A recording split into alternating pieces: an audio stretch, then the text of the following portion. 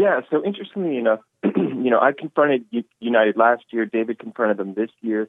And I wanted to give you some anecdotes on impact, though. And circling back on Twitter just really briefly, 3 days after I went after them for deplatforming conservatives and largely only conservatives, two well-known liberals who push fake news regularly, just true fake news, were deplatformed from Twitter.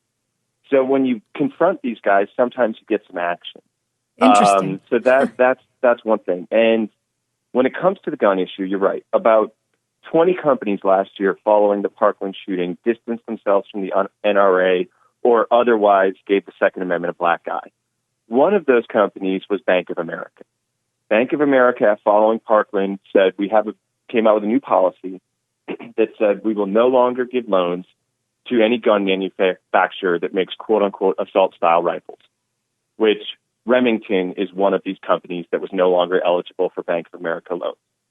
Because when they come after conservatives, when they come after us, they come after our speech and our money because speech and money are similar, right? They try and debank us and deplatform us because they don't want to hear from us.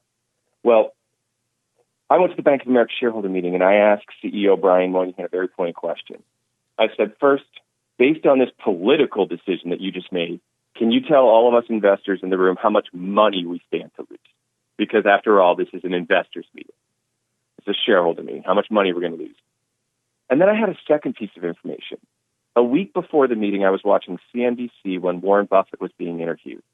And the host asked him what he thought of all of these companies making these political anti-NRA decisions. His exact quote is that he thought it was ridiculous, that that's not the role of business. It's certainly not the role of a CEO to place his personal politics on the heads of all of the employees and the shareholders. And so that was the second part of my question. I said, who has it right? Warren Buffett or you? Do you know who happens to be the largest shareholder of Bank of America? It's none other than Warren Buffett's Berkshire Hathaway. Wow. So what did they say? 4 weeks later, his answer was ridiculous, political grandstanding. But less than 4 weeks later, Bank of America did indeed make a major loan to Remington. Wow. They reversed their policy based on a question.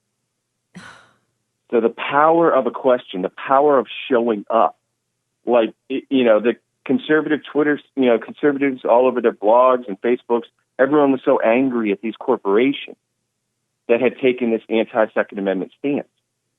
And let me tell you, that's fine.